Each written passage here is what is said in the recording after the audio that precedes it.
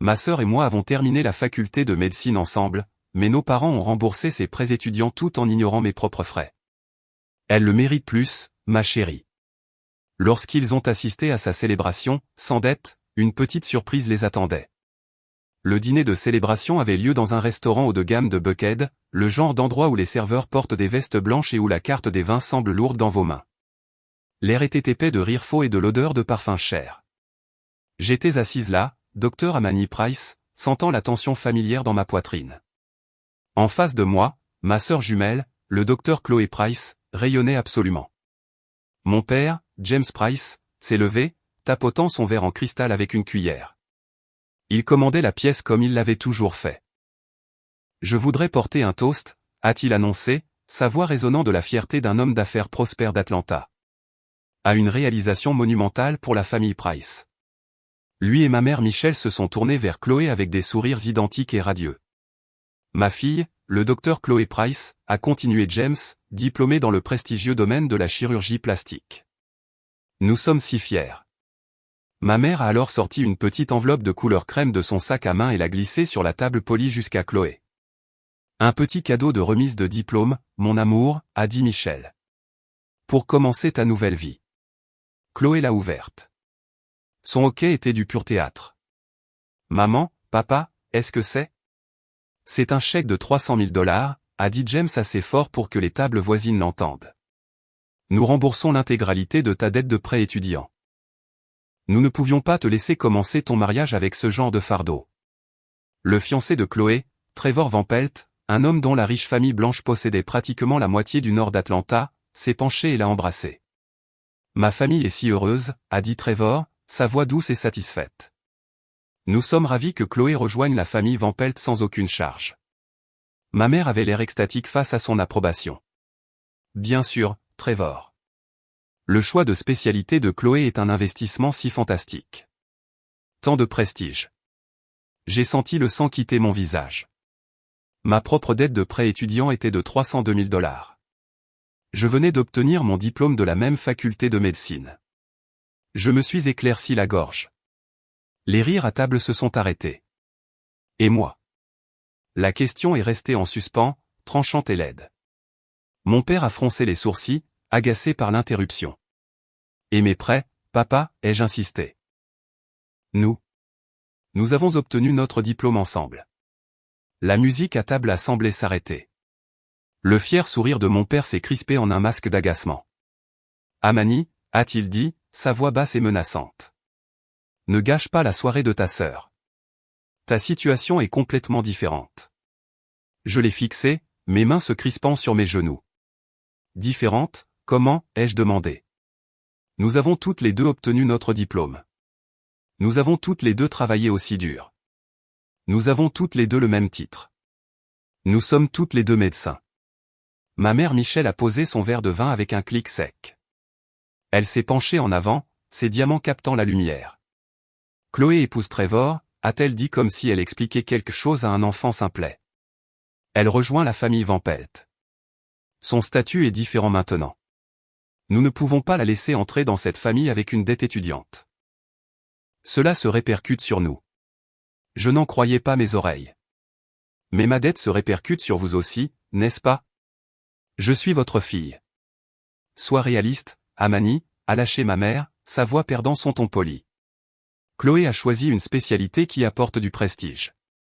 La chirurgie plastique. C'est un domaine lucratif, un investissement digne. Toi.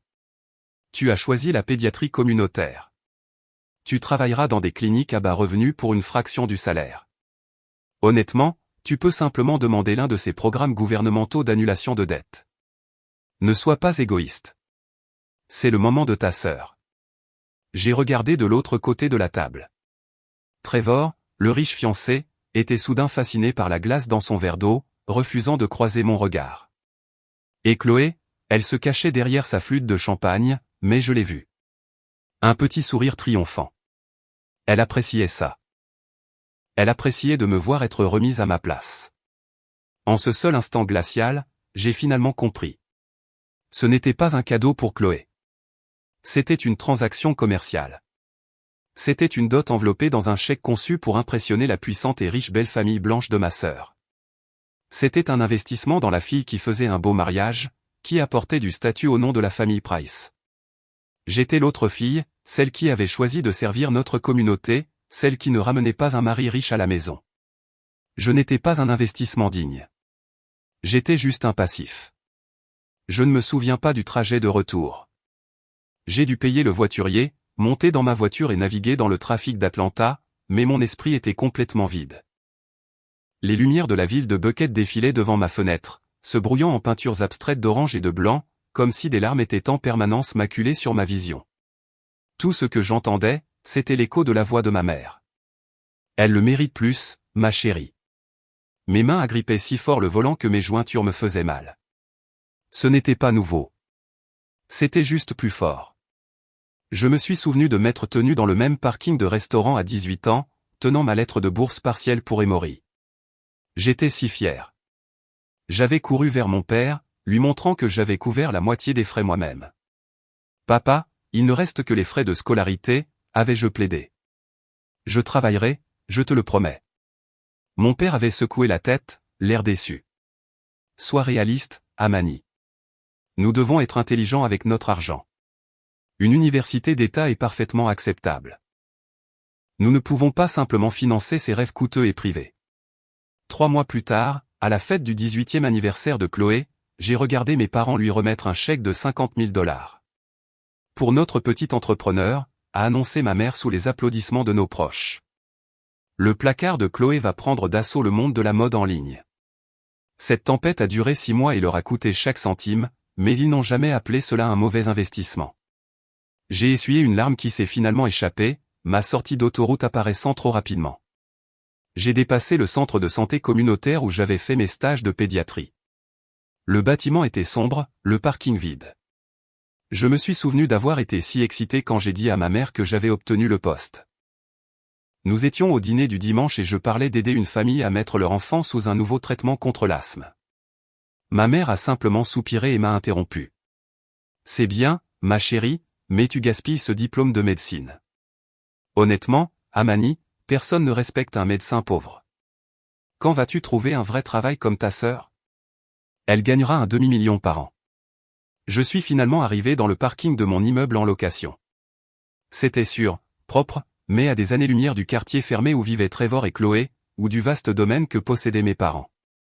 Je suis entré dans mon appartement calme, j'ai déposé mes clés dans le bol et je l'ai vu m'attendre sur la table de la cuisine, l'enveloppe à lettres rouges du service des prêts étudiants. Votre premier paiement est maintenant dû. 302 000 $. Tout le poids de la nuit, des 30 dernières années, s'est abattu sur moi. J'ai glissé le long des armoires de cuisine, ma robe de soirée se plissant autour de moi, et j'ai finalement craqué. Je suis resté assise sur le sol froid de ma cuisine pendant ce qui a semblé être une heure. Les larmes s'étaient arrêtées, remplacées par un engourdissement froid et désespéré. Je ne pouvais pas accepter ça. Peut-être qu'il ne comprenait tout simplement pas. Peut-être que je n'avais pas été assez clair. Si seulement je pouvais parler à ma mère en tête-à-tête, sans la pression du restaurant et de la famille de Trevor, peut-être qu'elle comprendrait. J'avais besoin qu'elle comprenne. J'ai sorti mon téléphone, mes doigts tremblant légèrement alors que je composais son numéro. Elle a répondu au 3e timbre, la voix distraite. « Amani, tout va bien? Ton père et moi venons de rentrer. »« Non, maman, ai-je dit, la voix basse. Rien ne va bien. J'ai besoin de te parler du dîner, de l'argent. » Je l'ai entendu soupirer, un son d'exaspération pure. « Amani, je pensais qu'on en avait fini avec ça. Tu as vraiment gâché la soirée de ta sœur. » « J'ai gâché sa soirée? » ai-je rétorqué, l'injustice me piquant. « Maman, je ne demande pas un cadeau. Je demande un prêt. Le même montant que vous avez donné à Chloé. Je signerai des papiers. Je paierai des intérêts. Je rembourserai chaque centime dès que ma résidence sera terminée. Je ne peux tout simplement pas commencer ma vie avec autant de dettes. S'il te plaît. » Il y a eu un long silence froid à l'autre bout de la ligne.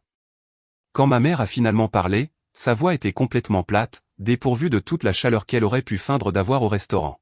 « Amani, je vais dire ça aussi clairement que possible pour que tu comprennes enfin. Nous ne te donnons pas l'argent. Nous ne te prêtons pas l'argent. La réponse est non. Mais pourquoi? Ai-je murmuré. Pourquoi elle et pas moi? Parce que, a dit ma mère, sa voix tombant dans un ton bas et cruel, elle le mérite plus. Ma chérie, ta sœur a tout fait correctement. Elle a choisi une spécialité qui rapportera de l'argent, qui apportera du prestige à cette famille. Elle a choisi un mari qui élève notre statut. Elle apporte de l'honneur au nom Price. Et toi? Qu'est-ce que tu apportes, Amani? Tu apportes des patients à faible revenu, de longues heures pour aucun salaire, et une spécialité qui te fait ressembler à une travailleuse sociale, pas à un médecin. Tu es un fardeau financier et social. Les mots m'ont frappé plus fort qu'une gifle. Un fardeau. Après 30 ans à essayer d'être parfaite, d'obtenir les notes, de suivre les règles, je n'étais qu'un fardeau. Alors c'est ça, ai-je dit, la voix creuse. Toutes ces années, ça se résume simplement à ce que je ne sois pas un investissement digne. Exactement, a dit Michel. Tu as choisi cette voie idéaliste et à but non lucratif, Amani. Tu as choisi d'être difficile. Tu as choisi de rejeter les opportunités que ton père et moi avons essayé de te donner. Tu as fait ton choix. Maintenant, tu dois vivre avec. Je dois y aller. Les parents de Trevor m'appellent pour parler du mariage. La ligne a cliqué. Elle m'avait raccroché au nez. Je suis resté assise dans le noir, le téléphone toujours collé à mon oreille. C'était fini. La dernière porte s'était refermée.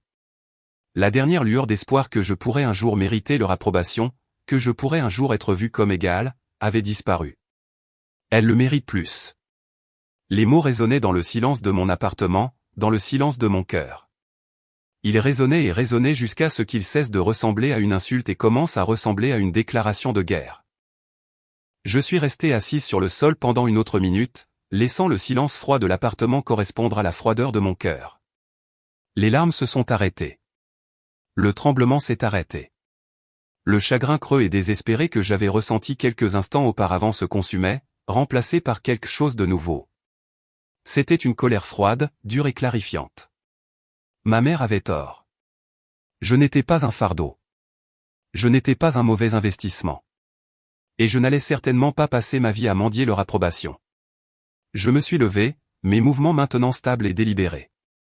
Je suis allé dans mon petit bureau, je me suis assise à mon bureau et j'ai ouvert mon ordinateur portable. Je n'ai pas ouvert mon compte bancaire, celui avec quelques milliers de dollars que j'avais économisés sur les indemnités de résidence. J'ai ouvert un portail financier crypté séparé. J'ai tapé un nom d'utilisateur et un mot de passe complexe.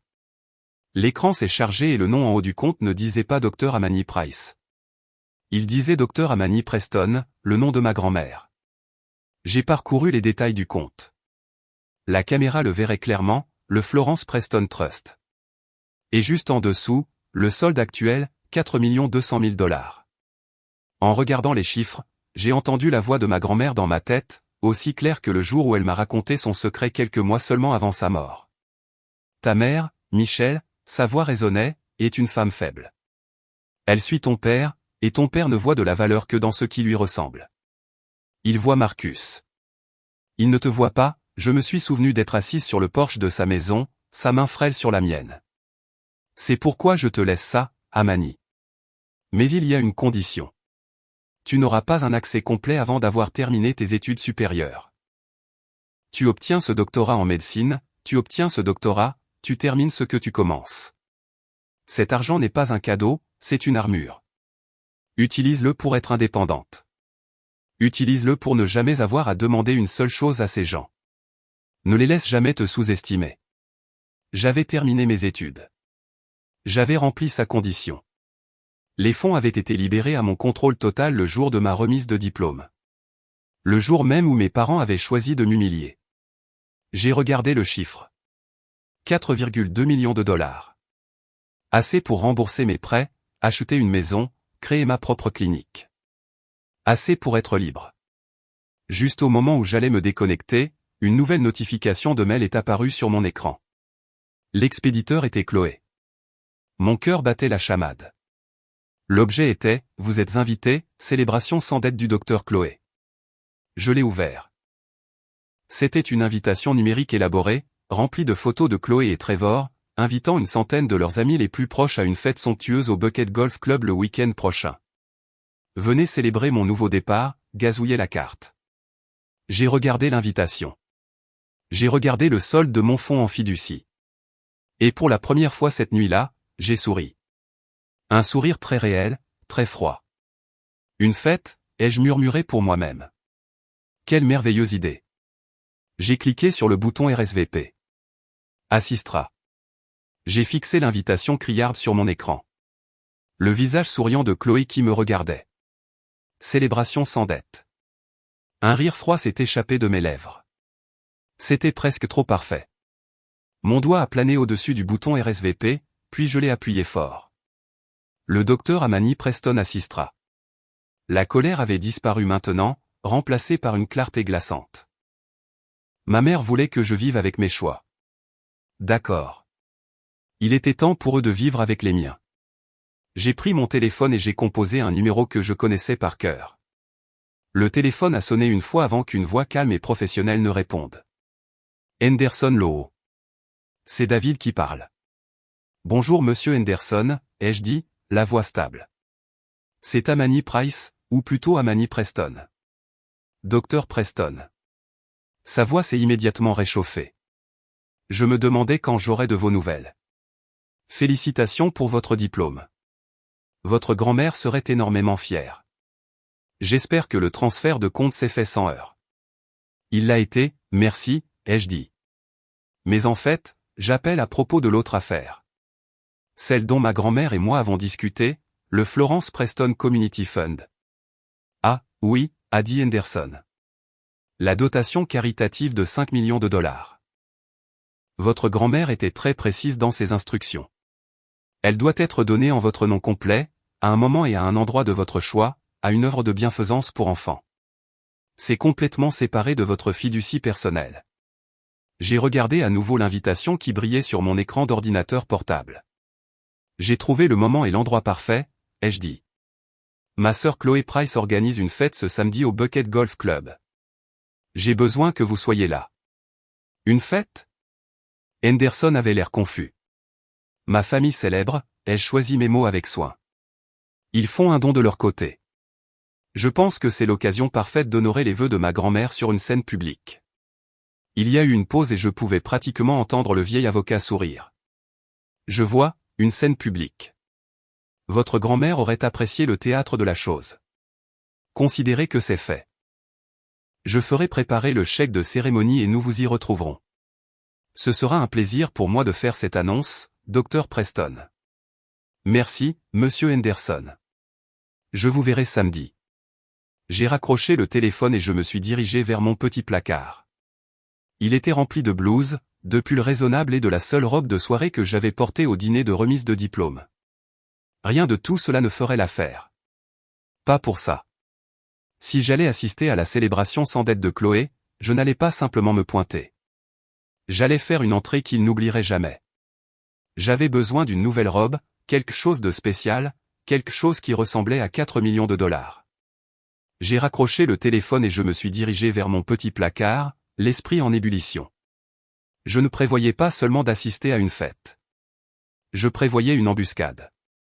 Je devais avoir l'air de la situation. Alors que je sortais la seule robe noire raisonnable que je possédais, mon téléphone a de nouveau sonné. C'était monsieur Henderson. Dr Preston, a-t-il dit, la voix hésitante. Je m'excuse de vous rappeler immédiatement, mais il y a une autre affaire, assez sensible. J'ai fait une pause, la robe à la main. Qu'est-ce que c'est? En examinant le portefeuille de votre grand-mère, je suis tombé sur un dossier qu'elle gardait séparé de tout le reste. Il concerne l'entreprise de votre père, Price Property LLC. Mon estomac s'est noué. Qu'est-ce qu'il y a avec ça?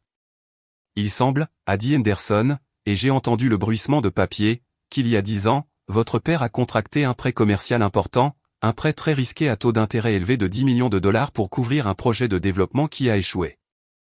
Un projet, devrais-je ajouter, dont il a dit à votre grand-mère qu'il avait simplement perdu son financement. Je ne comprends pas, ai-je dit. Qu'est-ce que ça a à voir avec grand-mère Florence? Il a garanti ce prêt, a dit Henderson, sa voix grave, en utilisant les principaux biens immobiliers commerciaux de votre grand-mère comme garantie, en particulier le bâtiment de Peachtree Street qui abrite sa fondation. Mais elle n'aurait jamais accepté ça, ai-je dit en m'asseyant sur le bord de mon lit. Précisément, a répondu Henderson. Elle ne l'a jamais fait. Selon ses notes privées, elle n'a découvert la sûreté qu'il y a 3 ans, alors qu'elle restructurait sa propre succession.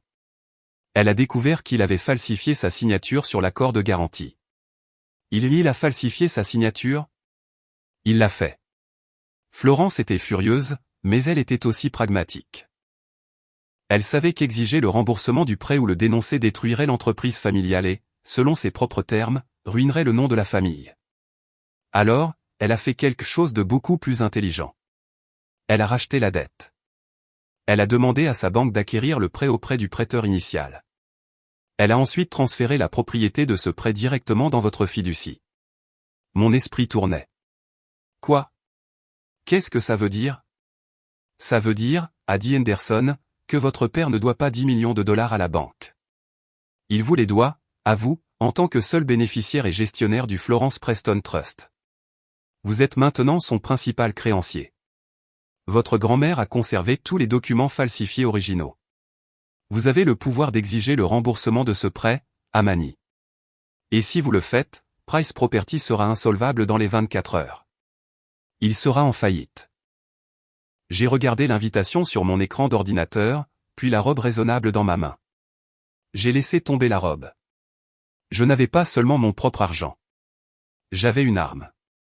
Je tenais tout l'avenir de la famille Price, l'héritage même qu'ils prisaient plus que moi, juste dans la paume de ma main. Le Bucket Golf Club était encore plus opulent que dans mon souvenir. Des voituriers en gilets rouges impeccables se précipitaient pour ouvrir les portières alors qu'un flot de Mercedes et de Bentley arrivait devant la grande entrée. J'avais pris un Uber. Je suis sorti seul, vêtu d'une simple robe longue en soie vert émeraude.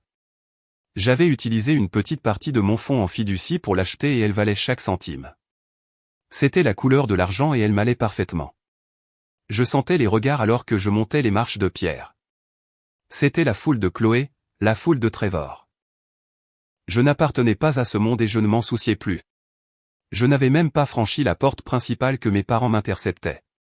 Ma mère Michelle s'est précipitée vers moi, le visage crispé par une panique sociale.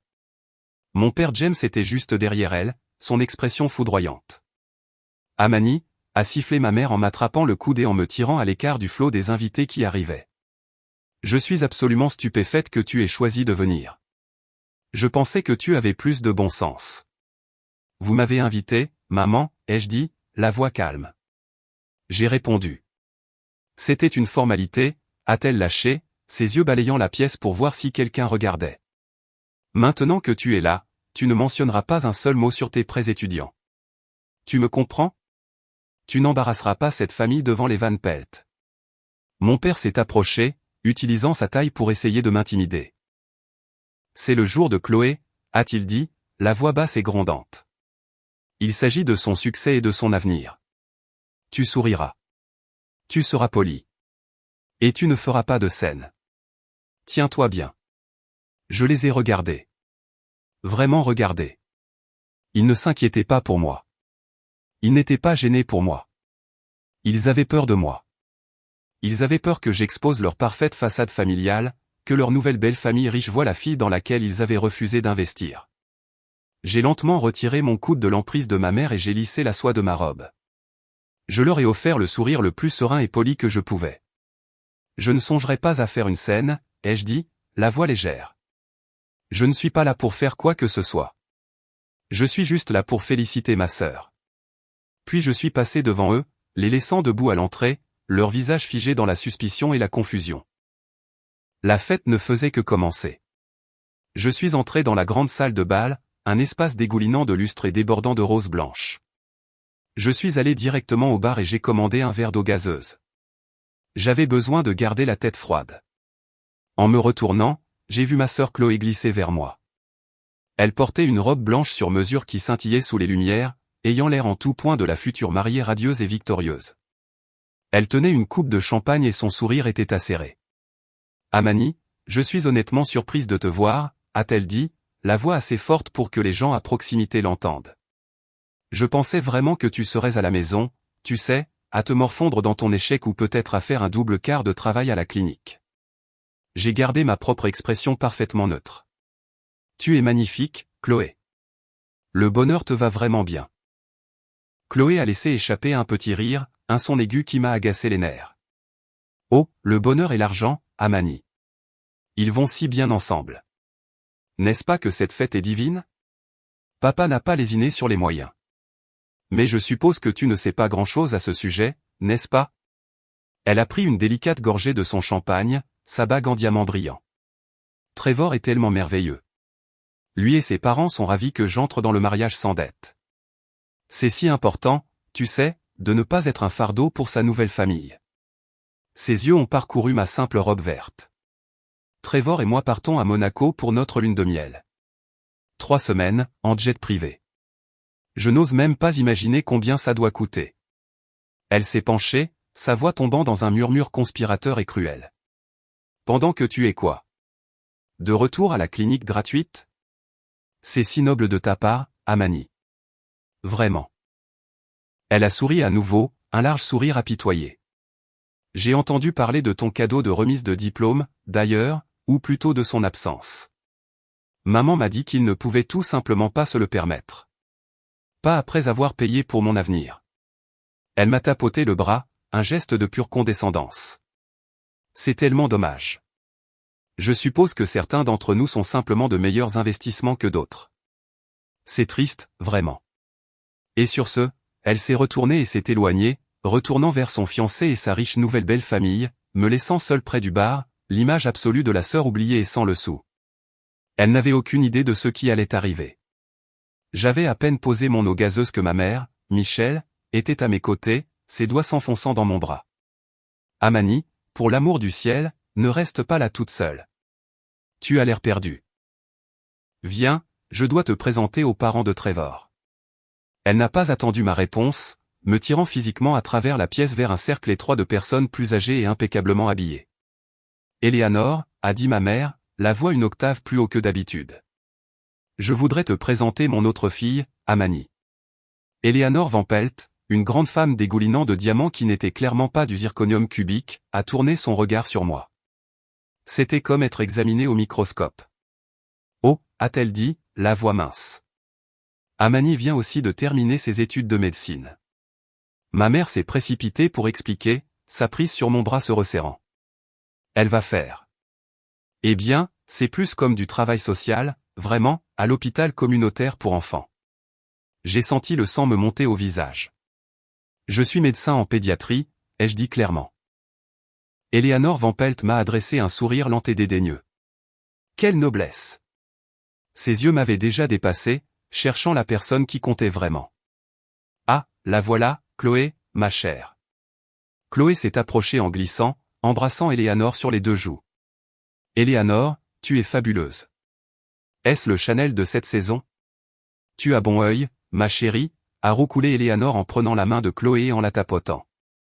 Nous sommes tellement ravis de t'accueillir officiellement chez les Van Pelt. Ton père venait de dire à Charles, elle a fait un geste vers son mari silencieux et à l'air sévère, à propos du merveilleux don de votre famille à la nouvelle aile de chirurgie esthétique d'Emory. 50 000 $. C'est tellement généreux. J'ai arrêté de respirer. 50 000 $. Ma mère a ri d'un son aigu et nerveux. Eh bien, nous croyons qu'il faut soutenir les institutions dont nos enfants font partie. Nous sommes tellement fiers du prestigieux poste de Chloé là-bas. J'ai fait le calcul dans ma tête, les chiffres tourbillonnant. 300 000 $ pour rembourser les prêts de Chloé. 50 000 $ de plus donnés à son futur lieu de travail. Tout ça pour impressionner cette famille. Pendant ce temps, on me disait de demander des programmes gouvernementaux d'annulation de dettes. Ce n'était pas juste un affront.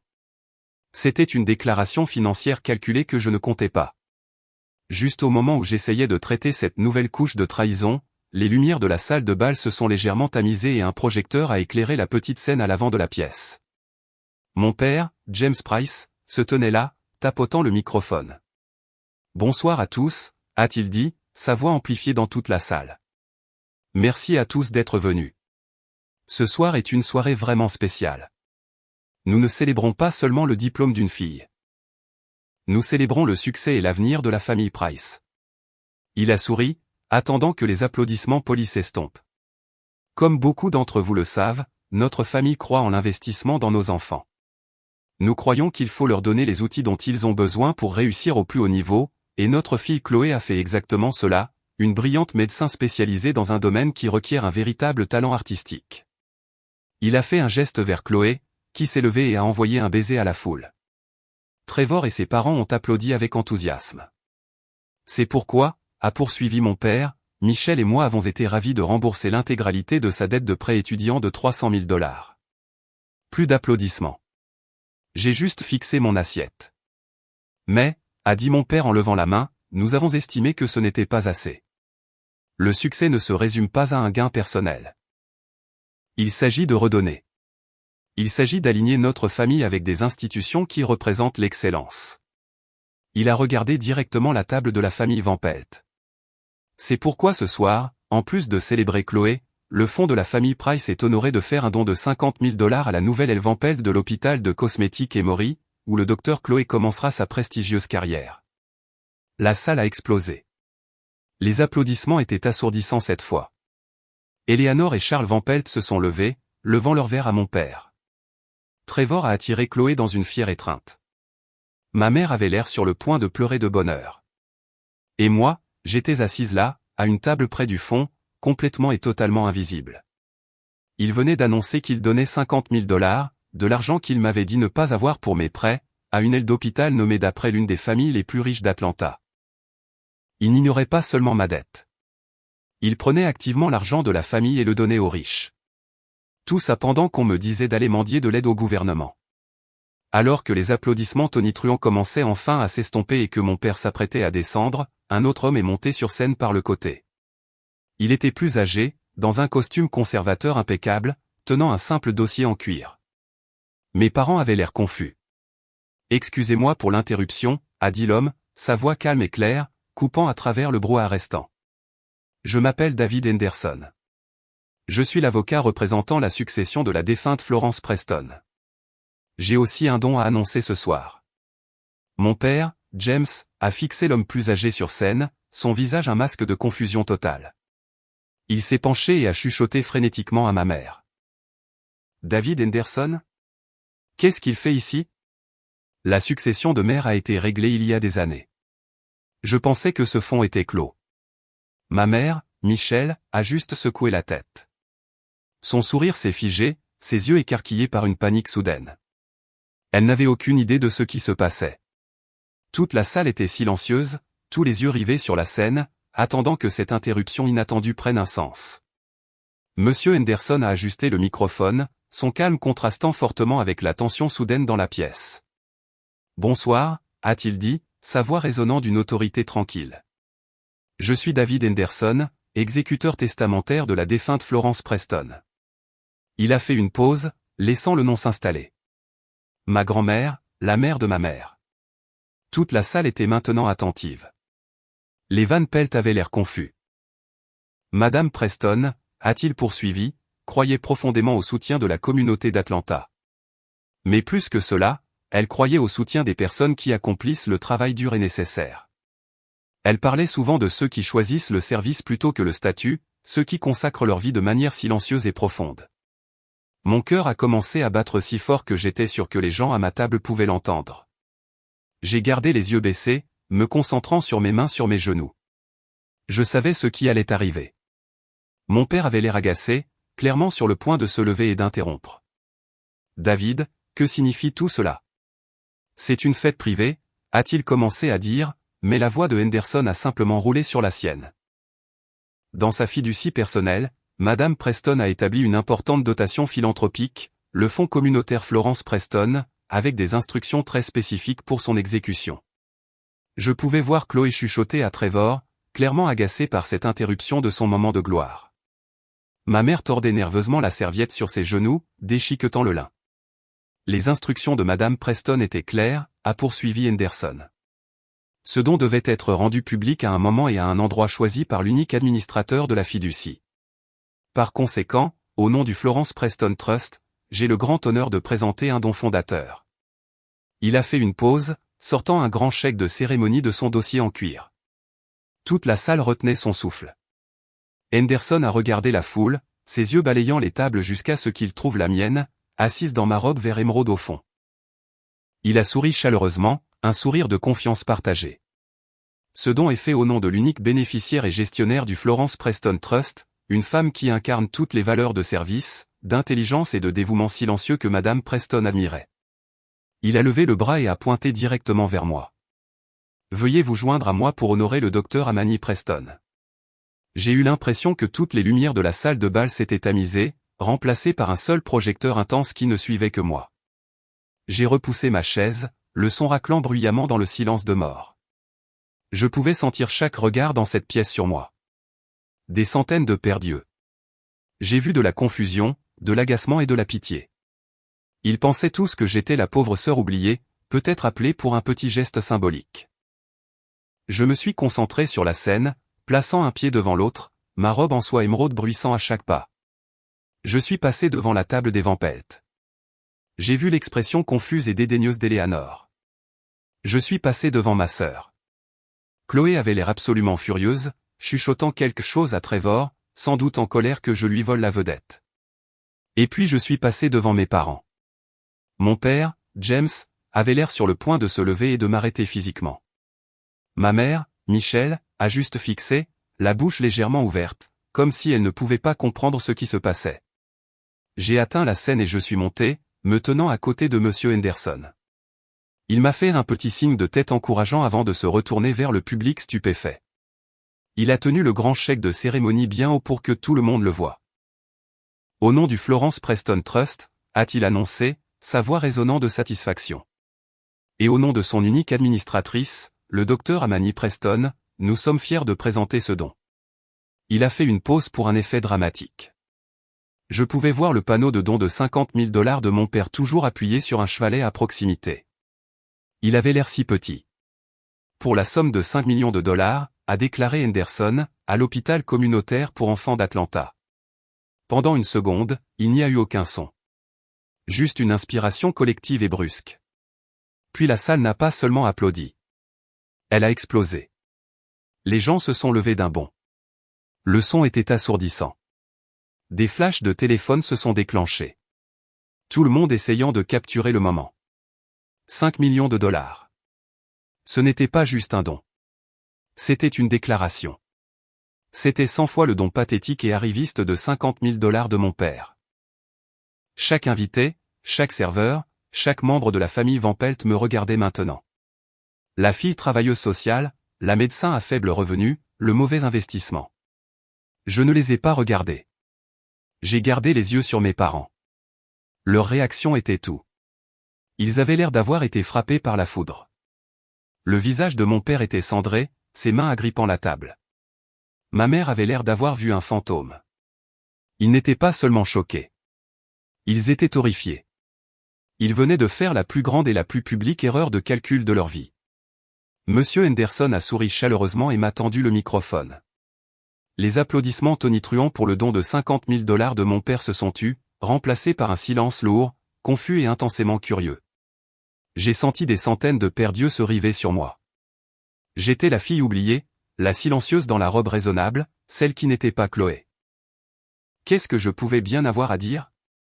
J'ai pris une profonde inspiration, ma main stable sur le micro. Bonsoir, ai-je dit. Ma voix était claire et amplifiée, remplissant chaque recoin de la salle de bal. Je n'ai pas regardé mes parents. Pas encore. Je sais que beaucoup d'entre vous sont confus en ce moment. Vous êtes venus pour célébrer la merveilleuse réussite de ma sœur, et nous le faisons. Mais Monsieur Henderson a raison. Ma grand-mère, Florence Preston, a laissé des instructions très spécifiques pour sa succession, des instructions qu'elle a liées directement à ma remise de diplôme. J'ai tourné mon regard vers mes parents, James et Michelle. Ils étaient tous les deux figés, leur sourire de fête poli remplacé par des masques d'incrédulité et d'horreur naissante. Je veux en fait commencer par remercier mes parents, ai-je dit. Ils m'ont appris une leçon très précieuse ce soir. Ils ont parlé avec éloquence d'investissement digne. Ils ont parlé de prestige. Ils ont rendu très clair que certains choix, et peut-être certains enfants, sont un meilleur investissement que d'autres. Un faible murmure a parcouru la foule. Le visage de ma mère est devenu rouge. Ma grand-mère, Florence, ai-je poursuivi, croyait aussi aux investissements. Mais elle avait une philosophie différente. Elle n'investissait pas dans le statut social ou le prestige ou ce que la famille Van Pelt pourrait penser. Elle investissait dans le caractère. Elle investissait dans le service. Elle investissait dans le travail silencieux et nécessaire qui n'est pas célébré dans des fêtes comme celle-ci. J'ai finalement tourné mes yeux, lents et délibérés, jusqu'à ce qu'ils se posent sur ceux de Chloé de l'autre côté de la pièce.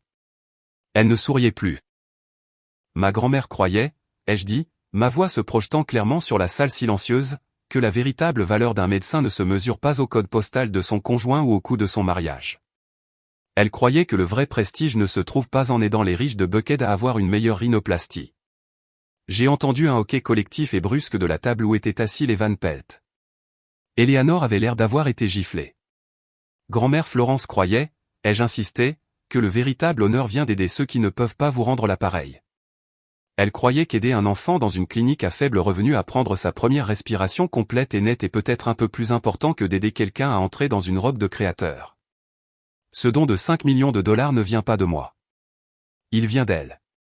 C'est son héritage. C'est sa déclaration, envoyée d'outre-tombe.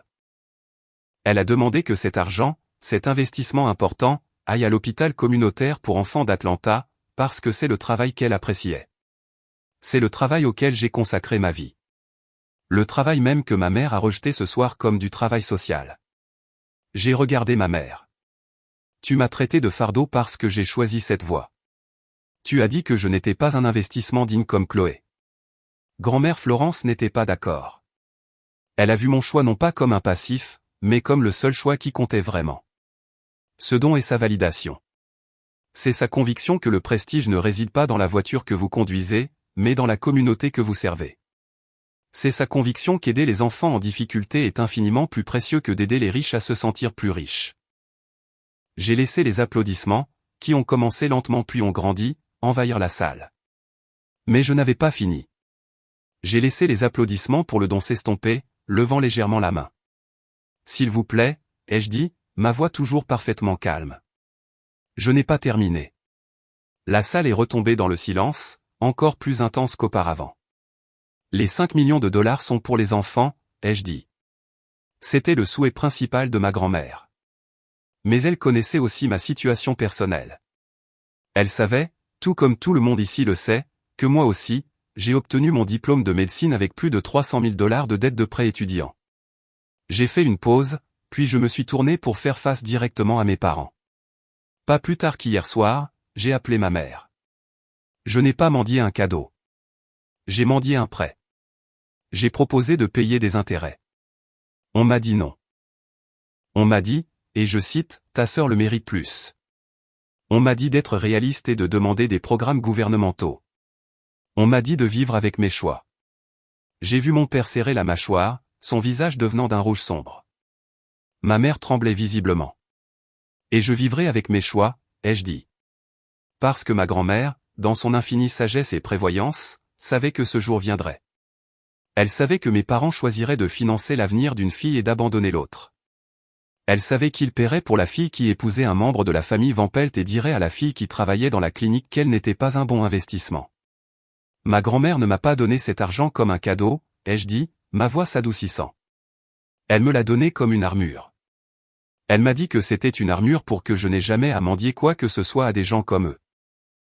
C'est pourquoi, ai-je dit, ma voix s'élevant à nouveau, ma grand-mère a pris une dernière disposition dans sa fiducie personnelle.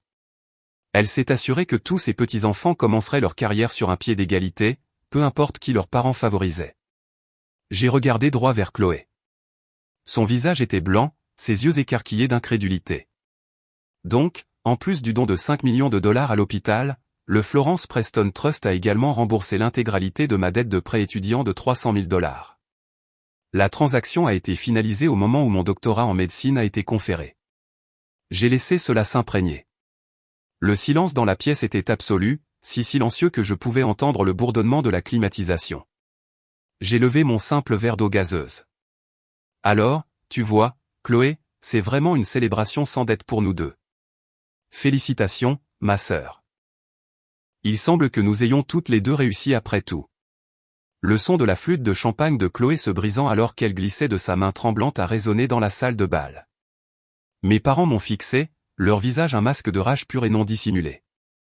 Et Trevor Van Pelt, me regardait, la sœur pauvre, comme s'il ne m'avait jamais vu auparavant. La fête était définitivement terminée. Je suis descendu de la scène. Le silence dans la pièce était une chose vivante, épaisse et lourde. Tous les yeux étaient sur moi, mais je n'ai pas regardé mes parents ni ma sœur. J'ai gardé la tête haute et j'ai marché d'un pas assuré vers la sortie. J'avais fait ce que j'étais venu faire. Je n'avais même pas fait 10 pieds. Dr Preston. Une voix vive et autoritaire a coupé à travers le silence. C'était Eleanor Van Pelt. Elle se précipitait vers moi. Son mari Charles juste derrière elle, ignorant complètement ma mère et mon père qui se tenaient abasourdis à leur table. Elle m'a intercepté près de la piste de danse.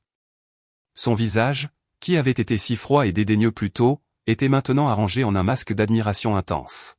« Ma chère, c'était extraordinaire », s'est-elle exclamée en m'attrapant la main. Ses bracelets en diamant étaient froids contre ma peau. On ne nous a jamais présentés correctement. Je suis Eleanor Van Pelt. Votre grand-mère, quelle femme. Quel visionnaire. Merci, ai-je dit simplement. Et la pédiatrie communautaire, a ajouté son mari Charles, sa voix un grondement bas et impressionné. Une si noble mission. Nous et notre famille croyons profondément en la philanthropie, n'est-ce pas, Eleanor? 5 millions de dollars. C'est un geste vraiment significatif. Absolument stupéfiant. C'est tout simplement à couper le souffle, a acquiescé Eleanor. Votre grand-mère a dû voir un caractère si incroyable en vous. J'ai vu Trevor s'approcher du coin de l'œil. Il ne regardait pas ses parents. Il ne regardait pas Chloé, qui se tenait figée près de leur table, le visage pâle de choc et de fureur. Il ne regardait que moi. Son regard était différent maintenant. L'indifférence désinvolte avait disparu, remplacée par une intensité vive et calculatrice. C'était le regard d'un homme réévaluant un atout. « Amani », a-t-il dit en se plaçant juste entre moi et sa mère. Il a utilisé mon prénom, mais avec un nouveau respect qui ressemblait à de l'huile sur de l'eau. C'était. Je suis sans voix. Je n'avais aucune idée que vous étiez si profondément impliqué dans la philanthropie. Je veux dire, 5 millions de dollars. C'est un héritage. C'est l'héritage de ma grand-mère, les jeux corrigés. Mais c'est votre administration, a-t-il dit, son sourire maintenant chaleureux et intime. Je suis très impliqué dans plusieurs conseils d'administration caritatifs moi-même. Je n'avais aucune idée que nous avions cela en commun. Nous devrions vraiment parler. J'adorerais entendre vos points de vue sur l'investissement communautaire. Il avait complètement et totalement tourné le dos à ma sœur. Je pouvais la voir debout là, seule, les mains crispées en poing sur ses côtés, sa robe blanche ressemblant soudain à un costume pour un rôle qu'elle venait de perdre. Et puis elle a bougé. Elle a traversé le sol, le visage tordu d'une manière que je n'avais jamais vue auparavant. Le masque parfait et poli avait disparu, remplacé par une rage pure et non filtrée. Elle a attrapé mon bras, me faisant tourner pour lui faire face. « Toi » a-t-elle craché, sa voix un sifflement bas et venimeux. « Tu as planifié ça. Tu as fait ça juste pour m'embarrasser. Tu as gâché ma soirée. » J'ai retiré mon bras de l'emprise de Chloé. « Je t'ai embarrassé » ai-je demandé, ma voix dangereusement silencieuse. J'ai accepté un cadeau de notre grand-mère. Un cadeau qu'elle m'a laissé parce qu'elle te connaissait et qu'elle les connaissait. Tu m'as fait passer pour une idiote, a balbutié Chloé, sa rage faiblissant en confusion alors qu'elle voyait Trevor et ses parents nous regarder attentivement. Je n'ai pas dit un mot sur toi, Chloé, ai-je dit. J'ai juste dit la vérité sur moi. C'est toi qui m'as dit que je n'étais pas un investissement digne. C'est toi qui m'as dit que je ne méritais rien. Je suppose que grand-mère Florence n'était tout simplement pas d'accord. Amani. La voix de ma mère était vive. Elle et mon père se sont précipités, dépassant une Chloé stupéfaite. Le visage de ma mère était un terrible mélange de choc pâle et de cupidité nue et désespérée. Ce fonds, a dit Monsieur Henderson, 4,2 millions de dollars. Amani, pourquoi ne nous as-tu rien dit? Pourquoi garderais-tu un tel secret à ta famille? J'ai regardé ma mère. La même femme qui, pas plus tard qu'hier soir, m'avait dit que j'étais un fardeau. La même femme qui, il y a une heure à peine, avait essayé de me cacher à ses nouveaux amis riches. Pourquoi, maman, ai-je demandé, la voix plate. Pourquoi t'en aurais-je parlé? Pour que tu puisses m'aider à le gérer? Pour que tu puisses me convaincre de l'investir dans la prestigieuse spécialité de Chloé? Pour que tu puisses trouver un moyen de le lui donner. Ce n'est pas nous sommes ta famille, a pleuré Michel en tendant la main vers mon bras. J'ai reculé. Non, tu avais raison sur une chose, maman. Tu m'as dit d'être réaliste. Tu m'as dit que j'avais fait mon choix et que je devais vivre avec. Tu m'as dit de prendre soin de moi. Et je l'ai fait. Je l'ai toujours fait. Ma mère avait l'air comme si je l'avais frappée. Mais avant qu'elle ne puisse parler à nouveau, mon père a attrapé mon autre bras, sa prise comme de l'acier. Il n'était pas seulement gêné. Il avait l'air terrifié. Arrête ça maintenant, a-t-il sifflé en m'éloignant du groupe vers une alcôve tranquille près du bar. Ses yeux étaient écarquillés d'une panique qui dépassait de loin la position sociale. Qu'est-ce que tu crois faire, a-t-il sifflé, la voix tremblante. Qu'est-ce que tu essaies de faire? As-tu la moindre idée que tu mets toute l'entreprise familiale en danger? J'ai retiré mon bras de sa prise. Mettre l'entreprise en danger, ai-je demandé, ma voix vive d'une confusion sincère. De quoi parles-tu? Je viens de faire un don. Comment est-ce que ça met en danger Price Property? Mon père a regardé autour de lui sauvagement, s'assurant que personne d'autre n'était assez proche pour l'entendre. Son visage était pâle et luisant d'une sueur soudaine. Il n'était plus en colère. Il était terrifié. Ne joue pas à l'idiote avec moi, Amani, a-t-il sifflé, la voix tremblante. Henderson, se fond en fiducie. Ta grand-mère, ma mère, elle. Elle n'aurait pas, il ne semblait pas pouvoir finir sa phrase. Il m'a juste fixé, les yeux écarquillés, avec une peur spécifique et profonde. Je l'ai regardé. Les pièces se sont mises en place. Le dernier secret dévastateur que M. Henderson m'avait révélé la semaine dernière. Mon père n'avait pas seulement peur de ma nouvelle richesse. Il n'était pas seulement gêné par mon discours public. Il avait peur que je sache tout. Oh, ai-je dit, ma voix baissant, perdant toute sa chaleur. Je vois. Tu n'es pas inquiet pour le don, n'est-ce pas, papa? Il a juste fixé, la respiration courte. Tu es inquiet de ce que grand-mère Florence a laissé d'autre dans cette fiducie? J'ai fait un petit pas de plus, baissant ma propre voix. Parles-tu peut-être du prêt à haut risque de 10 millions de dollars que tu as contracté il y a 10 ans? Celui dont tu avais besoin pour couvrir le projet de développement de Midong qui t'a presque mis en faillite? Ses yeux injectés de sang se sont écarquillés. Comment? Comment sais-tu? Parles-tu du prêt, ai-je insisté, que tu as garanti en utilisant le portefeuille immobilier commercial de grand-mère Florence comme garantie, une propriété qu'elle ne t'a jamais autorisé à utiliser? Le visage de mon père, qui était rouge de colère quelques instants auparavant, était maintenant complètement d'un blanc fantomatique. Il avait l'air sur le point d'être malade. Ou, ai-je dit en portant le coup de grâce, parles-tu du fait que tu as falsifié sa signature sur l'accord de garantie et que ma grand-mère, étant la femme brillante qu'elle était, l'a découvert, a racheté cette dette et l'a placée, ainsi que tous les documents falsifiés originaux, directement dans la fiducie que je contrôle maintenant? Il a eu un petit hoquet et a reculé en titubant, s'agrippant au comptoir du bar pour se soutenir. Son masque de patriarche fier et prospère avait disparu, brisé. Tout ce qui restait était un homme coupable et terrifié. Comment, a murmuré mon père, sa voix un fil. Comment peux-tu savoir ça? Tu sembles oublier à qui j'ai parlé, papa, ai-je dit, ma voix aussi froide et dure que le marbre du bar sur lequel il s'appuyait. Monsieur Henderson, l'exécuteur testamentaire de ma grand-mère, l'homme que tu viens de voir sur scène avec moi. Il s'avère que grand-mère Florence était une archiviste très méticuleuse. Je l'ai regardé lutter pour retrouver son sang-froid. C'était un arrangement commercial entre moi et ma mère, a-t-il balbutié en essayant de reprendre pied. C'était entendu. Était-il entendu que tu falsifierais son nom, les jeux interrompus. Monsieur Henderson a l'accord de prêt original et il a l'analyse graphologique experte qui confirme qu'il s'agit d'un faux. Il a également la déclaration sous serment de grand-mère détaillant comment elle a découvert ta fraude il y a 3 ans. Elle a conservé tous les documents originaux, papa. Son visage était d'une teinte grisâtre fantomatique. Il était piégé et il le savait. Elle était furieuse, ai-je continué en appuyant mon avantage. Elle aurait pu te faire poursuivre. Elle aurait pu te mettre en faillite sur le champ, mais elle ne l'a pas fait. Elle était, comme elle l'a dit dans sa lettre, pragmatique. Elle ne voulait pas détruire le nom de la famille. Alors qu'est-ce qu'elle a fait? A-t-il respiré? Elle a fait quelque chose de beaucoup plus intelligent. Elle a demandé à sa banque d'acquérir discrètement la dette de 10 millions de dollars auprès du prêteur initial. Elle l'a rachetée.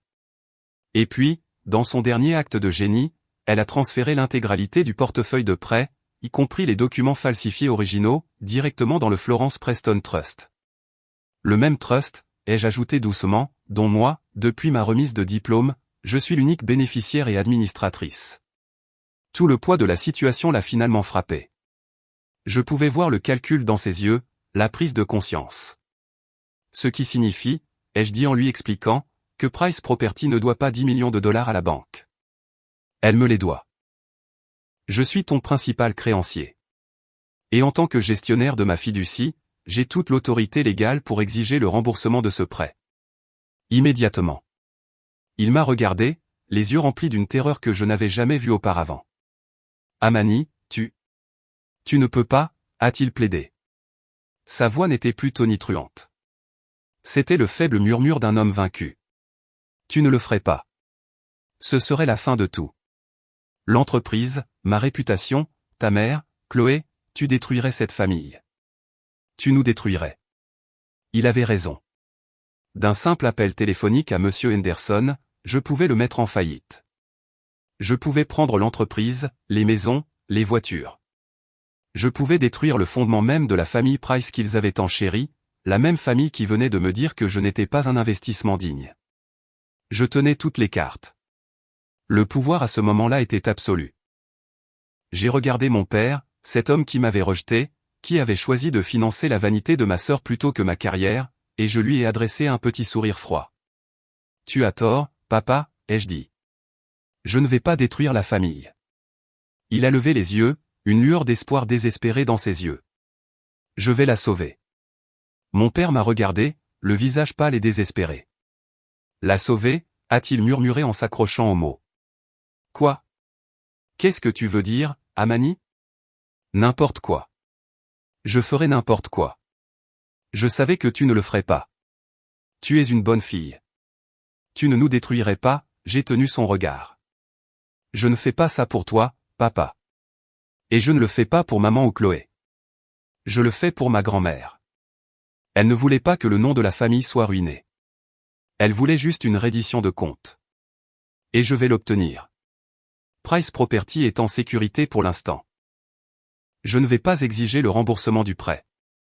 Le soulagement qui a envahi son visage était si profond qu'il a failli s'affaisser contre le bar. Il a tendu la main pour attraper la mienne. Oh, mon Dieu. Merci, Amani. Merci. Je te rembourserai. J'ai retiré ma main, non pas méchamment, mais fermement. Je n'ai pas terminé. Je n'exige pas le remboursement du prêt, mais je vais le restructurer. Et ma coopération a des conditions. Des conditions non négociables. Il a hoché la tête rapidement, s'essuyant le visage avec la main. Oui, bien sûr. N'importe quoi. Qu'est-ce que c'est? Tu veux de l'argent? Je peux. Je peux liquider certains actifs. Je peux. Je ne veux pas de ton argent, ai-je dit platement. J'ai le mien, tu te souviens? Non. Il ne s'agit pas de moi. Il s'agit de ton investissement. Il s'agit de ton don de 50 000 dollars. Il s'agit du chèque que tu as fait pour Chloé. Son visage s'est de nouveau tendu. Ça. C'était différent. C'était pour son mariage, pour l'aider dans son avenir. Je comprends, les jeux interrompus. Et maintenant, tu vas faire un autre investissement. Ma première condition est la suivante. Tu vas faire un autre chèque ce soir. Tout de suite. Il m'a fixé, confus. Un autre chèque? Pour qui? Pour combien? Pour 300 000 dollars, ai-je dit. Il s'est étouffé. Quoi? Amani? C'est une somme énorme. Je ne peux pas simplement. Tu ne peux pas, ai-je demandé en haussant un sourcil. Tu viens de le donner à Chloé. Tu viens de donner 50 000 $ aux Van Pelt qui pourraient acheter tout ce club de golf avec leur argent de poche. Ne me dis pas que tu ne peux pas. Tu ne veux simplement pas, surtout pas pour moi. C'est ça? C'est ça, a-t-il dit, la voix baissant. Tu veux l'argent? Après tout ce discours sur scène, tu veux les mêmes 300 000 $. Non, ai-je dit en me penchant. Tu ne feras pas le chèque à mon nom. Tu as bien précisé que je n'étais pas un investissement digne. Tu vas faire le chèque à l'hôpital communautaire pour enfants d'Atlanta. Mon hôpital. Il avait l'air stupéfait. Mais tu viens de leur donner 5 millions de $ du fonds de ta grand-mère. C'était le don de grand-mère, ai-je dit, ma voix comme de l'acier. Ça vient de toi. C'est l'investissement que tu as refusé de faire en moi. Tu as qualifié le travail de ma vie de travail social. Tu as dit que ce n'était pas lucratif. Tu as raison. Ça ne l'est pas. Nous avons désespérément besoin de fonds. Nous essayons de construire une nouvelle aile de cardiologie pour les nouveau-nés. Ces 300 000 $ achèteront 2 incubateurs de transport de pointe. Ils sauveront des dizaines de vies. Je l'ai fixé. Tu as dépensé autant d'argent pour impressionner une famille de milliardaires. Maintenant, tu vas le dépenser pour faire réellement du bien. Tu feras le chèque ce soir, avant que je ne quitte cette fête. Et tu le donneras à Monsieur Henderson. Considère cela comme ton premier paiement d'intérêt sur le prêt frauduleux de 10 millions de $ que tu me dois. Considère cela comme le deuxième investissement égal de la famille Price dans la spécialité pas si prestigieuse de ton autre fille. Mon père se tenait là, respirant lourdement. Je pouvais voir les rouages tourner dans sa tête. Il était piégé. La réputation qu'il avait passé sa vie à construire ne tenait qu'à un fil et je tenais les ciseaux. Un chèque, a-t-il finalement dit, sa voix un fil. Ce soir. Pour l'hôpital. 300 000 $. D'accord. C'est fait. Il avait l'air épuisé, vaincu. Est-ce tout? Non, ai-je dit. Ce n'est pas tout. Il a levé les yeux vers moi, les yeux écarquillés. Quoi d'autre? C'est juste la première condition. L'argent, c'est facile, papa. Ça ne fait que régler le bilan. La prochaine partie est plus difficile. Il s'agit de la dette. Celle que tu me dois personnellement. Celle qui s'accumule depuis 30 ans. Quoi? Qu'est-ce que c'est? Je veux des excuses publiques. Des quoi? A-t-il murmuré. Tu m'as bien entendu. Je veux une admission publique formelle, pas juste un « désolé Amani ». Tu organiseras un autre dîner dans cette salle de bal. Tu inviteras chaque personne qui est dans cette pièce ce soir, les Van Pelt, tes partenaires commerciaux, tes amis, tous ceux qui viennent de te voir célébrer Chloé et me rejeter. Amani, tu ne peux pas être sérieuse. Et à ce dîner, ai-je poursuivi en l'ignorant, toi et maman vous lèverez sur cette même scène et vous direz la vérité. Vous leur direz que vous m'avez traité injustement, que vous avez rejeté mes choix, que vous avez favorisé ma sœur, que vous avez eu tort. Vous me reconnaîtrez publiquement, mon travail est votre échec en tant que parent, et vous vous excuserez auprès de moi. Absolument pas. A crié une voix derrière nous. Ma mère Michel s'était approchée, le visage blanc de rage. Je ne serai pas humilié. Tu es folle. Tu nous fais du chantage. Je me suis tourné pour lui faire face. Du chantage? Non, maman. C'est une restructuration de dette. Toi et papa me devez 10 millions de $, de l'argent que vous avez volé en falsifiant le nom de ma grand-mère. Je vous propose des conditions. Vous pouvez accepter mes conditions ou vous pouvez faire face à l'alternative. Elle bluffe, James. A crié ma mère à mon père. Elle ne le ferait pas. Elle est notre fille. Elle ne détruirait pas sa propre famille. Je l'ai juste regardé, le visage calme. J'étais votre famille quand vous avez payé les prêts de Chloé. J'étais votre famille quand vous m'avez dit que je ne méritais rien. J'étais votre famille quand vous avez donné notre argent au Van Pelt au lieu de m'aider. Vous avez fait votre choix. Maintenant, je fais le mien. J'ai tenu son regard pendant une seconde de plus, puis je me suis tourné et j'ai levé la main, croisant le regard de Monsieur Henderson de l'autre côté de la pièce. Monsieur Henderson. Il s'est immédiatement redressé et a commencé à marcher vers nous. « Qu'est-ce que tu fais ?» a haleté ma mère en m'attrapant le bras. Je lui dis que les négociations ont échoué, ai-je dit calmement en retirant mon bras. Je lui dis de procéder à l'exigence du remboursement du prêt. Je lui dis de transmettre les documents de falsification et la déclaration sous serment de ma grand-mère au procureur du district dès lundi matin. Non. Mon père s'est jeté en avant, m'attrapant le bras si fort que ça faisait mal. Arrête. N'attends pas. On le fera. On le fera. Je l'ai regardé, puis ma mère. Elle tremblait. Des larmes silencieuses de pure rage et d'humiliation coulaient sur son visage. Vous deux ? Ai-je demandé. Mon père l'a regardé. Michel, dis-le. Ma mère a regardé de lui à moi, la poitrine soulevée. Oui, a-t-elle craché le mot comme du poison. On le fera. J'ai levé la main à nouveau, un simple geste d'arrêt. Monsieur Henderson, toujours professionnel, l'a vu, s'est arrêté et a fait un petit signe de tête, comprenant parfaitement. Il s'est retourné et s'est éloigné. Bien, ai-je dit en lissant ma robe. Monsieur Henderson rédigera l'accord demain. Vous le signerez d'ici lundi. Il prendra aussi le chèque pour l'hôpital ce soir. Maintenant, si vous voulez bien m'excuser. Je me suis tourné pour quitter l'alcôve. La bataille était gagnée. En retournant dans la salle de bal principale, j'ai vu Chloé de l'autre côté de la pièce. Elle pleurait, criant à ses parents à distance. Vous allez juste la laisser faire ça ? Mes parents ne l'ont même pas regardée. Puis j'ai vu Trevor Van Pelt. Il avait complètement abandonné Chloé. Il marchait droit vers moi, son visage un mélange de calcul et d'un intense intérêt nouveau. Le dernier acte était sur le point de commencer. Je me suis détourné de mes parents, mon talon claquant de manière décisive sur le sol en marbre poli. La salle de bal était presque complètement silencieuse.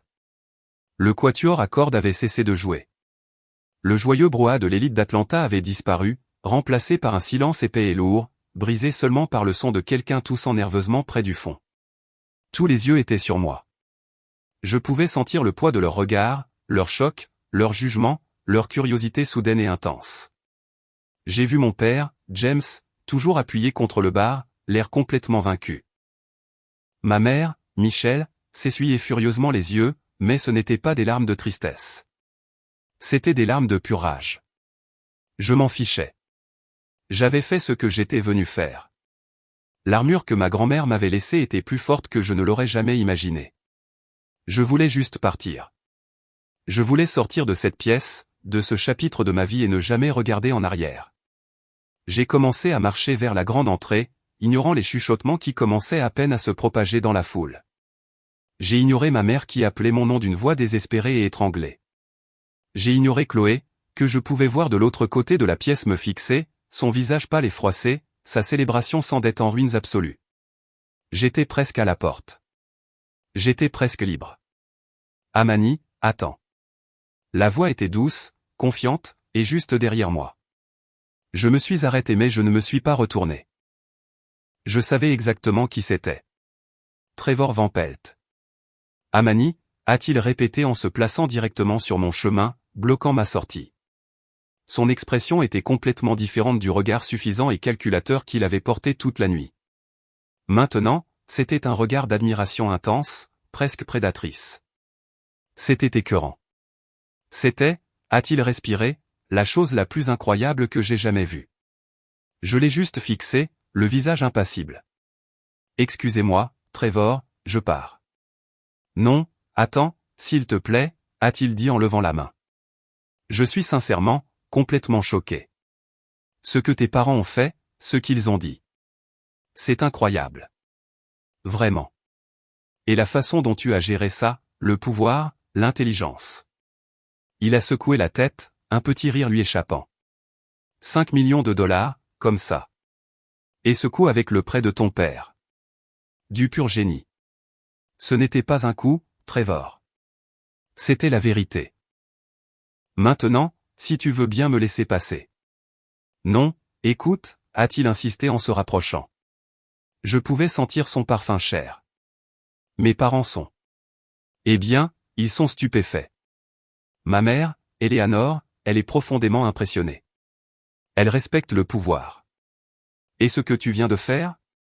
C'était du pouvoir. Du vrai pouvoir. Il a jeté un coup d'œil par-dessus son épaule à Chloé, qui nous regardait, son visage un masque de trahison horrifié. Trevor ne semblait pas s'en soucier. Il s'est retourné vers moi, sa voix baissant.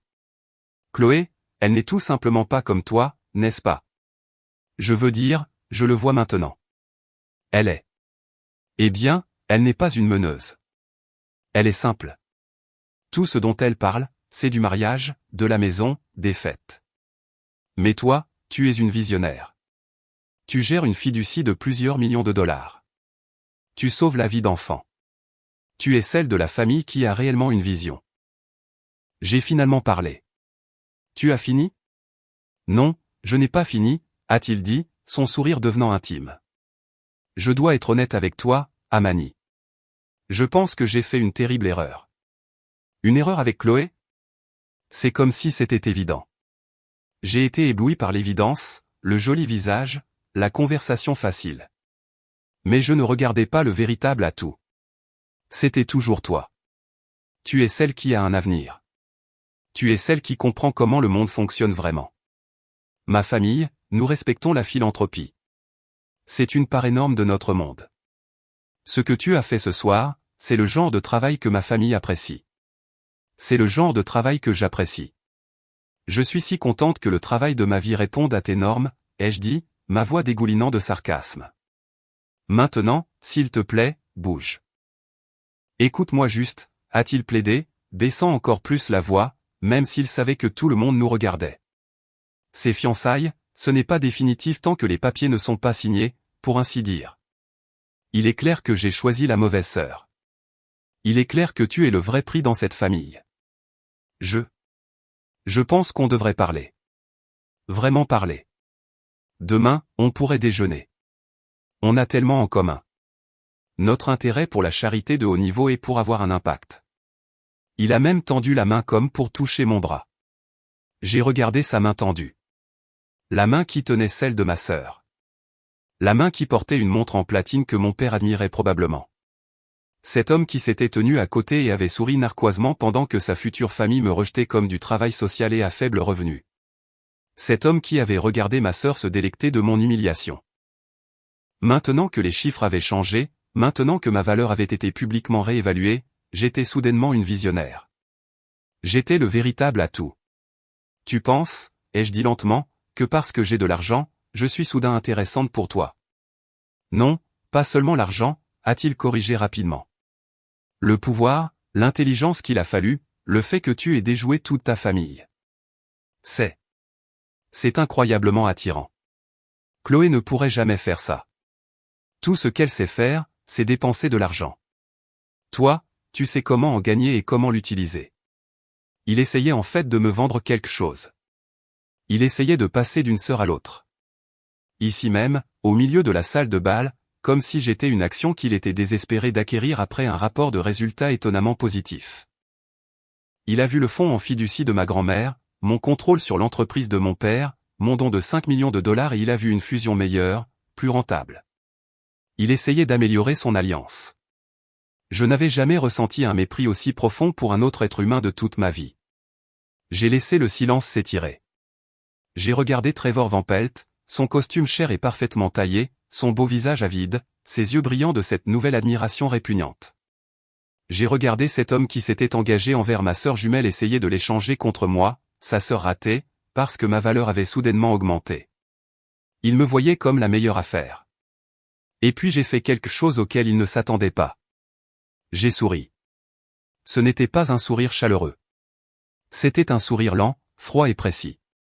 Le genre de sourire que vous adressez à un adversaire aux échecs juste avant de dire « échec et mat ». Le visage de Trevor s'est détendu. Il a souri en retour, prenant clairement mon expression pour de l'intérêt. Il pensait m'avoir. Il pensait que j'étais comme lui, comme mes parents, comme Chloé, ébloui par le statut et une bonne offre. Alors il a dit doucement, déjeuner demain, au French Laundry, c'est moi qui invite, bien sûr. J'ai tenu son regard, puis très lentement, j'ai laissé mes yeux dériver par-dessus son épaule. J'ai regardé de l'autre côté de la salle de bal où ma sœur Chloé se tenait toujours, figée, nous regardant. Son visage était une épave de maquillage coulant et de larmes. Elle regardait son fiancé, l'homme sur qui elle avait bâti tout son avenir, me faire activement des avances devant tout le monde. Elle avait l'air complètement brisée. J'ai regardé à nouveau Trevor.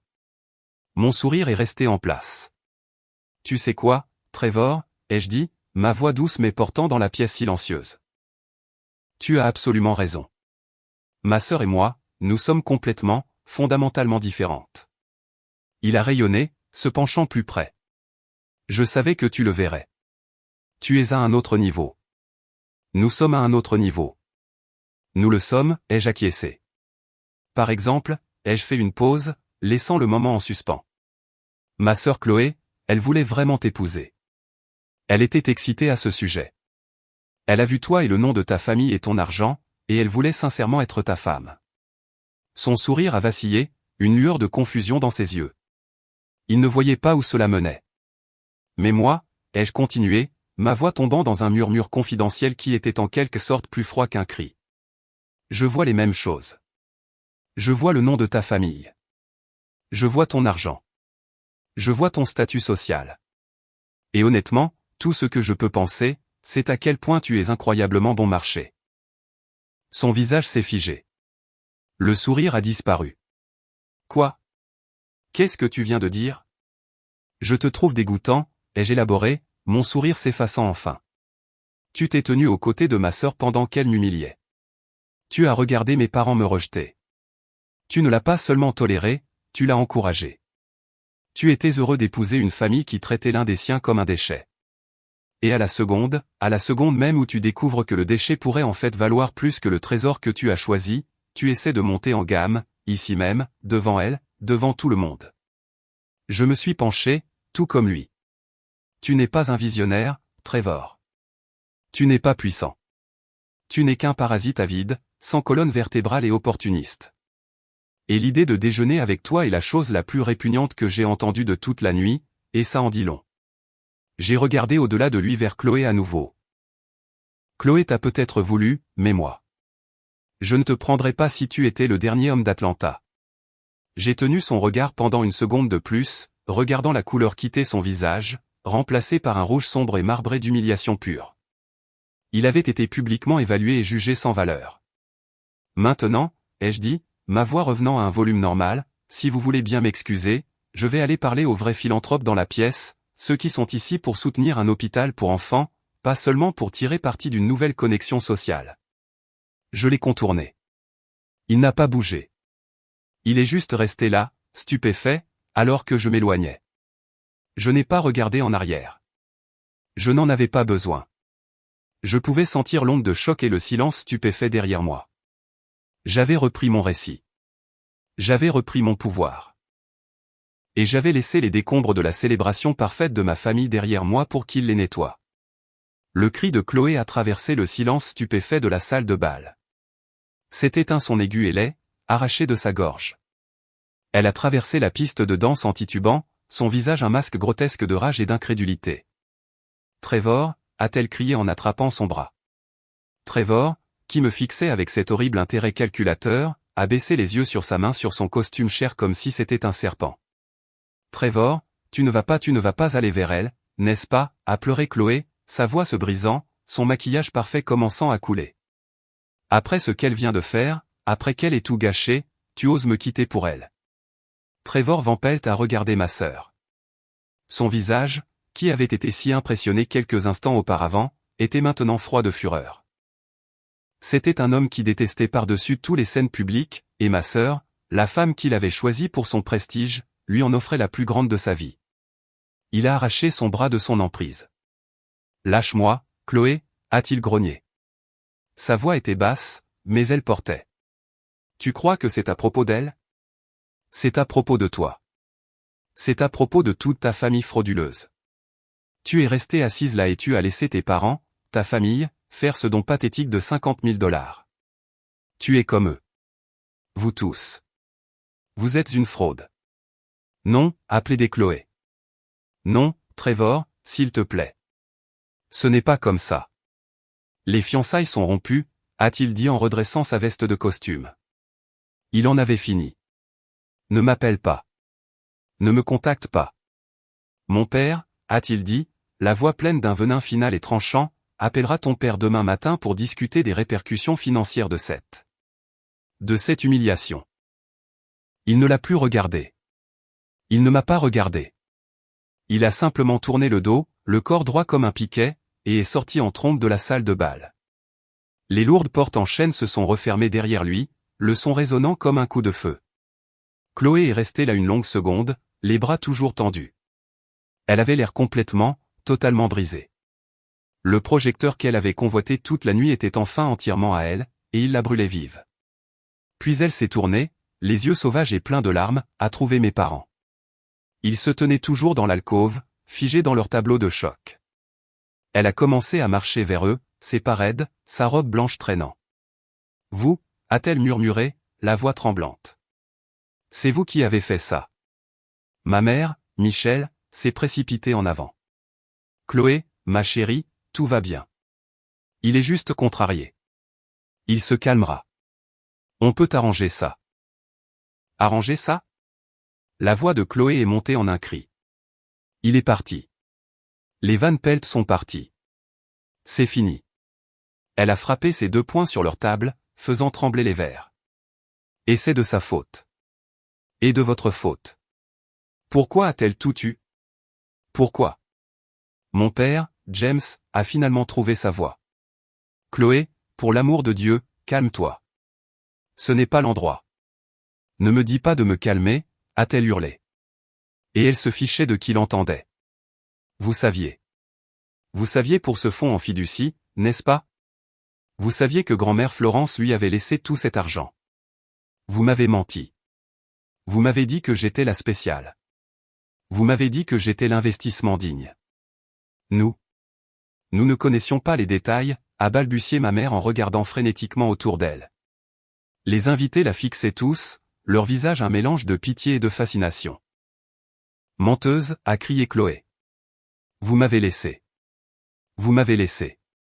Vous avez remboursé ma dette pour bien paraître devant eux, elle a fait un geste sauvage vers la table vide des Van Pelt, pendant qu'elle a pointé un doigt tremblant vers moi, était une multimillionnaire. Elle vous jouait. Elle me jouait. Vous m'avez fait passer pour une idiote. Vous m'avez laissé tomber dans ce piège. Elle a tout. L'argent, le pouvoir, et elle vient d'humilier mon fiancé. Elle a tout et je n'ai rien. Mes parents n'avaient pas de réponse. Ils ne le pouvaient pas, parce qu'elle avait raison. Ils lui avaient menti. Ils avaient menti à tout le monde. James est resté là, regardant le chéquier sur la table, le chèque qu'il s'apprêtait à faire pour la fraude de mon père. Michel s'est effondré sur une chaise, le visage dans ses mains, ses épaules secouées de sanglots secs et saccadés. Leur enfant en or, leur investissement prestigieux, était ruiné, leur réputation en lambeaux, et chaque parcelle de tout cela était de leur propre faute. Je me suis détourné de la scène laide et crue de la désintégration de ma famille. Je ne pouvais plus regarder. C'était leur désordre, leur création, leurs conséquences. Ma part dans leur drame était enfin terminée. Je me suis tourné vers Monsieur Henderson, qui se tenait calmement à côté de moi, son dossier en cuir sous le bras. « Merci pour ce soir », ai-je dit doucement. Avant qu'il ne puisse répondre, un groupe de personnes s'est précipité vers nous. Leur visage était un contraste saisissant et merveilleux avec la rage et la panique de l'autre côté de la pièce. Ils avaient l'air émerveillés, les yeux brillants d'espoir. Dr Preston, Dr Amani Preston. Un homme aux yeux argentés et bienveillants s'est avancé, la main tendue. Je suis le docteur Mark Ellison, le chef de pédiatrie à l'hôpital communautaire d'Atlanta.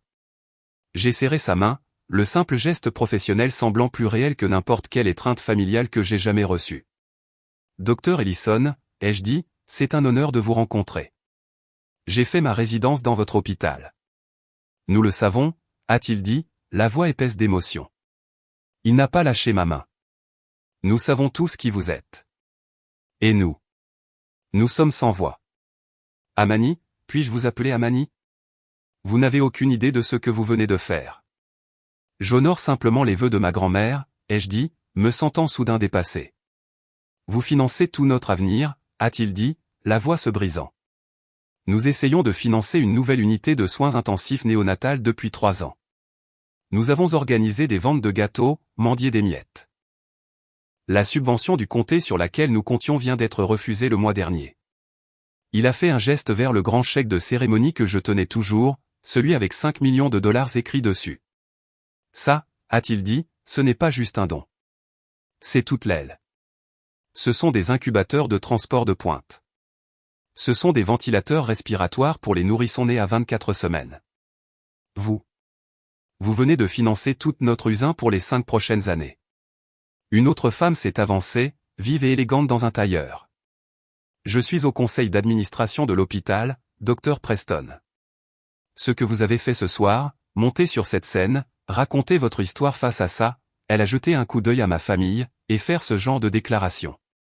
C'était l'acte de philanthropie le plus courageux et le plus profond que j'ai jamais vu. Vous n'avez pas seulement donné. Vous avez donné une leçon à chaque personne dans cette pièce sur ce que signifie la vraie valeur, le vrai prestige. D'autres médecins et membres du conseil se sont pressés autour, leur voix se chevauchant. Nous pouvons enfin acheter les nouveaux moniteurs cardiaques. Notre programme de sensibilisation communautaire, nous pouvons l'étendre. Nous refusions les transports à haut risque des comtés ruraux. Maintenant, nous pouvons les accepter. Ils parlaient tous en même temps, leurs visages illuminés d'une joie sincère et puissante. Ils parlaient de sauver des vies, d'aider des enfants, du travail social que ma mère avait rejeté avec tant de mépris. J'ai regardé par-dessus leurs épaules, à travers la magnifique salle de bal silencieuse. La fête était belle et bien terminée. La plupart des invités sortaient, chuchotant entre eux, jetant des regards en arrière sur les décombres. Et au milieu de la pièce, je les ai vus. Ma famille. Ils étaient une petite île brisée et pathétique. Chloé sanglotait toujours sur sa chaise, sa robe blanche semblant froissée et tachée. Trevor était parti. Les Van Pelt étaient partis.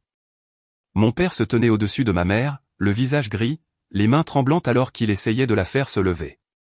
Ils avaient l'air si petits. J'avais passé toute ma vie à imaginer ce moment. Le moment où je gagnerais enfin, le moment où ils me verraient enfin. Je pensais que je me sentirais triomphante.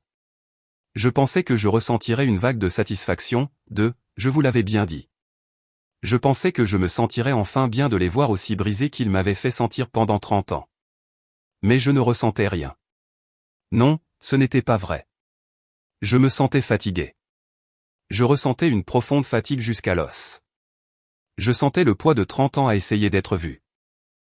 Et je ressentais une pitié lointaine et creuse. Dr Preston? La voix du docteur Ellison m'a ramené sur terre. Ça va? Vous avez l'air à des milliers de kilomètres.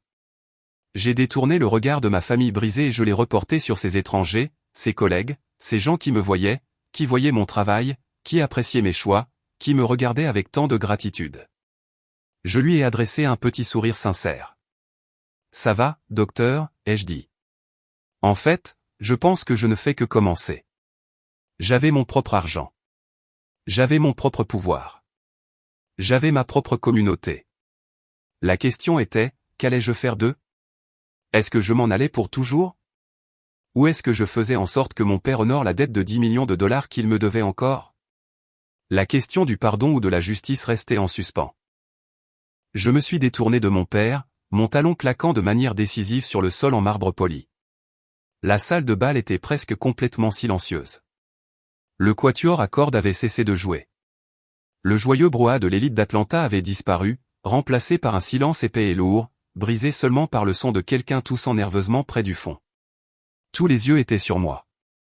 Je pouvais sentir le poids de leur regard, leur choc, leur jugement, leur curiosité soudaine et intense.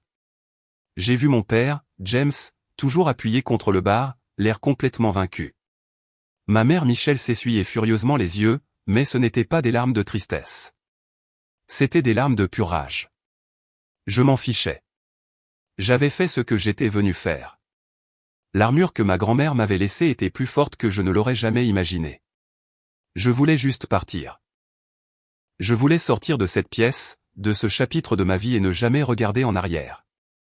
J'ai commencé à marcher vers la grande entrée, ignorant les chuchotements qui commençaient à peine à se propager dans la foule. J'ai ignoré ma mère qui appelait mon nom d'une voix désespérée et étranglée. J'ai ignoré Chloé, que je pouvais voir de l'autre côté de la pièce me fixer, son visage pâle et froissé, sa célébration semblait en ruines absolues. J'étais presque à la porte. J'étais presque libre. Amani. Sa voix n'était pas un ordre. C'était un croassement. J'ai fait une pause mais je ne me suis pas retourné. Ne pars pas encore. S'il te plaît. Je me suis retourné lentement. Il n'y a plus rien à dire, papa. Tu as mes conditions. Monsieur Henderson te contactera lundi pour finaliser la restructuration ou pour commencer la saisie. À toi de choisir. Attends, a-t-il dit en repoussant sa chaise et en se levant. Il avait l'air hagard. Il avait vieilli de 10 ans en une heure. J'ai parlé à Henderson tout à l'heure, pendant que tu étais avec les médecins. J'ai attendu, ne disant rien. Il a le chèque, a dit James, la voix basse, comme si chaque mot lui faisait physiquement mal. Pour l'hôpital. 300 000 $. Je viens de le signer. Cela m'a fait faire une pause. Je ne m'attendais pas à ce qu'il capitule si rapidement. Et, il a pris une respiration tremblante, nous organiserons le dîner. Ta mère, elle s'occupera des arrangements. Tous ceux qui étaient ici ce soir, nous dirons ce que tu as besoin que nous disions. Sa soumission était si totale, si rapide, qu'elle en devenait presque décevante. Le grand James Price, le patriarche, qui dirigeait notre famille d'une main de fer, était complètement brisé. Il avait bâti toute son identité sur les fondations de son entreprise, Price Property. Et je venais de lui montrer que je possédais les fondations, le terrain et les droits aériens. Il n'avait plus aucun coup à jouer. J'ai regardé ma mère. Elle nous regardait, les yeux remplis d'une rage impuissante. Elle n'était pas désolée. Elle était juste battue. J'attendrai l'invitation alors, ai-je dit froidement. Je me suis tourné pour partir. Amani. Je me suis retourné. Cette fois, sa voix était différente. Ce n'était pas la voix d'un homme d'affaires. C'était la voix d'un père. C'était une voix que je n'avais pas entendue depuis que j'avais 5 ans, avant la naissance de Chloé, avant que les comparaisons ne commencent. Ta grand-mère, Florence, a-t-il balbutié en se frottant le visage. Elle avait raison surtout. Il m'a regardé, m'a vraiment regardé pour ce qui m'a semblé être la première fois de ma vie. La colère avait disparu. Le calcul avait disparu. Tout ce qui restait était un regret creux et retentissant. J'ai raté quelque chose, a-t-il murmuré, principalement pour lui-même. J'étais si concentré sur les affaires, sur le nom, sur Chloé, sur Trevor. Il a secoué la tête. Je ne t'ai pas vu. Je n'ai pas vu ce que tu devenais. Je suis désolé, Amani. Il l'a dit. Les mots que j'avais attendu 30 ans d'entendre. Les mots pour lesquels j'avais supplié, pleuré, travaillé jusqu'à l'épuisement. Je suis désolé. Ça aurait dû ressembler à une victoire. Ça aurait dû être une libération. J'aurais dû ressentir la chaleur de la réconciliation, la guérison d'une vie de blessures. Mais alors que je me tenais là, regardant cet homme brisé, je n'ai rien ressenti. Il était trop tard. Les excuses n'étaient pas pour moi, la fille qu'il aimait. C'était pour le docteur Preston, la multimillionnaire qui tenait le destin de son entreprise entre ses mains. Les excuses n'étaient qu'une autre transaction, le dernier prix désespéré qu'il était prêt à payer pour se sauver. C'était sans valeur. Je l'ai regardé pendant un long moment silencieux.